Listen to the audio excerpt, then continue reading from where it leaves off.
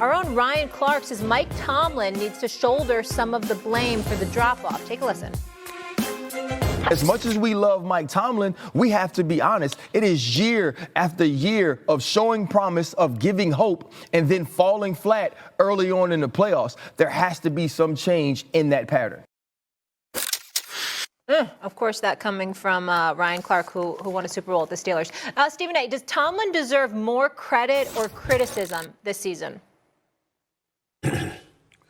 Well, I would say more credit from the standpoint of Russell Wilson showing us some of his limitations, particularly over the last 4 to 5 weeks, 3 of those being without George Pickens. But to take into account what Ryan Clark said, listen, Shannon, Dan, I was at the Ravens Steelers game a few weeks ago. I love me some Mike Tomlin. I've known him for years. It was really, really good to see him. And certainly nobody's advocating for him to be fired or anything like that. We know what a great motivator he is, what a damn good coach he is. He just doesn't have a quarterback. But we have to look at things and be real, and I appreciate Ryan Clark doing that.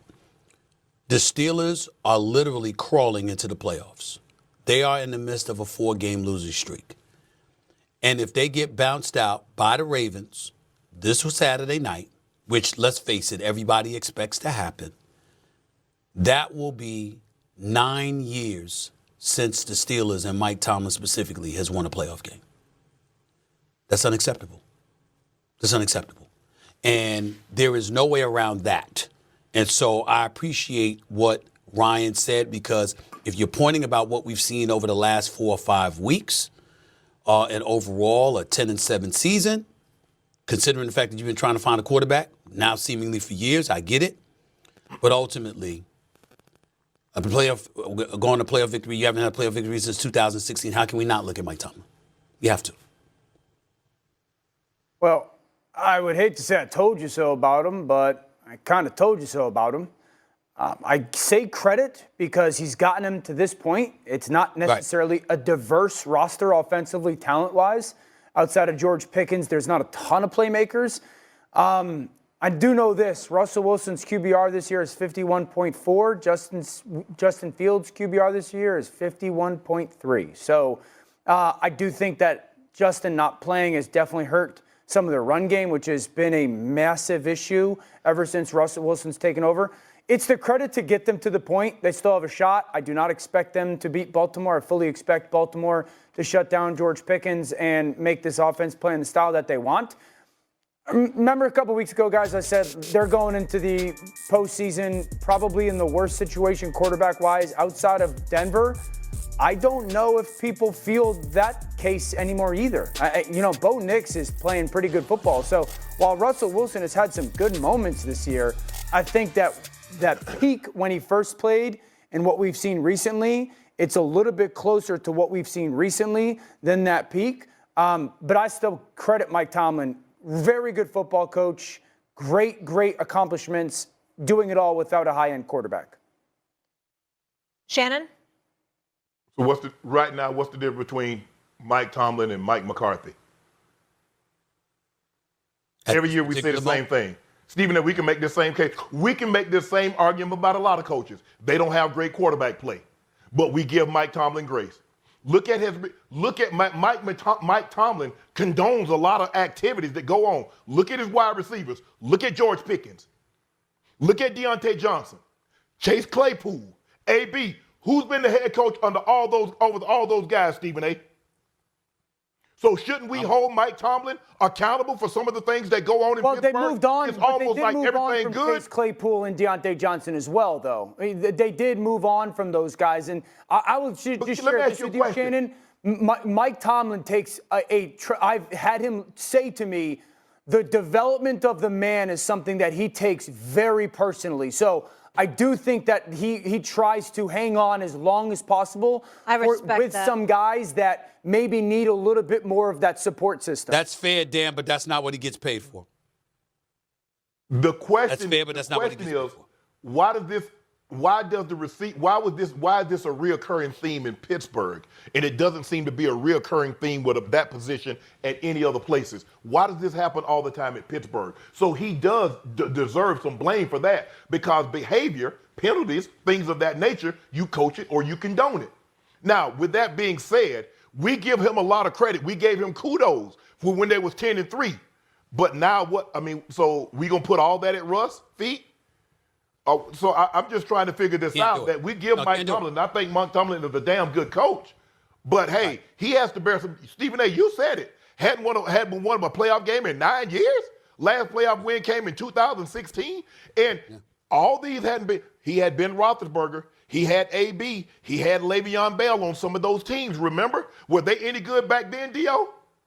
Yeah, I mean, he had been at the back end of his career. I would tell you this, like, if you took this football team and you gave him Joe Burrow, you gave him Lamar Jackson, you gave him Patrick Mahomes, you gave him Josh Allen, one of those guys. Well, hell, give anybody that.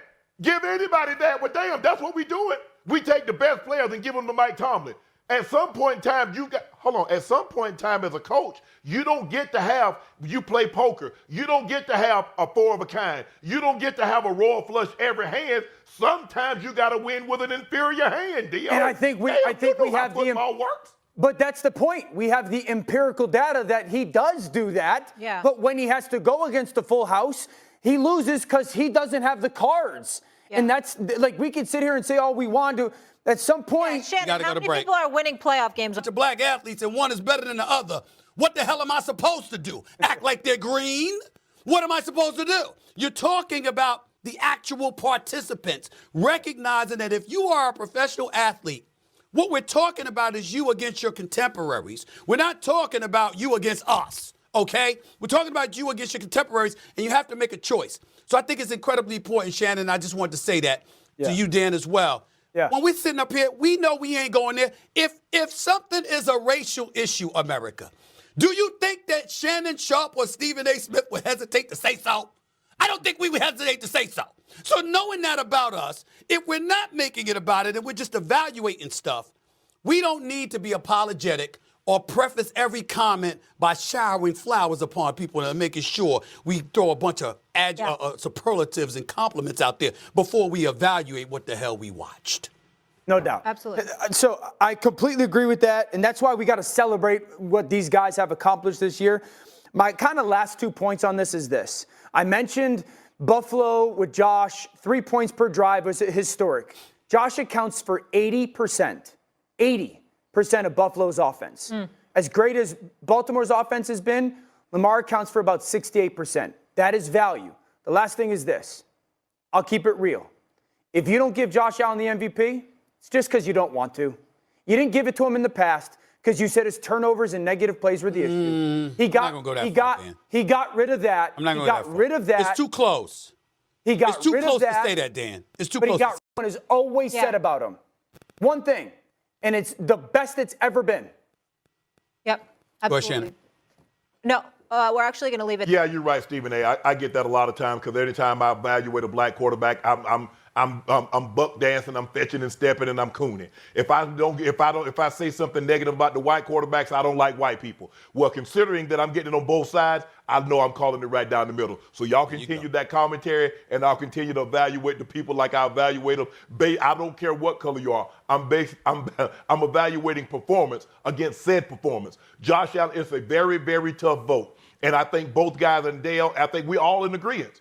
Both guys are very, very deserving. Somebody now we've had 2 times we've had co-MVPs. 97, Brett Favre and Barry Sanders. Also, I think we had that back in 07, 08, maybe 05 or 06 when Peyton Manning and Steve McNair were co-MVPs. Could we have one this year? Maybe, but we really got to get to break.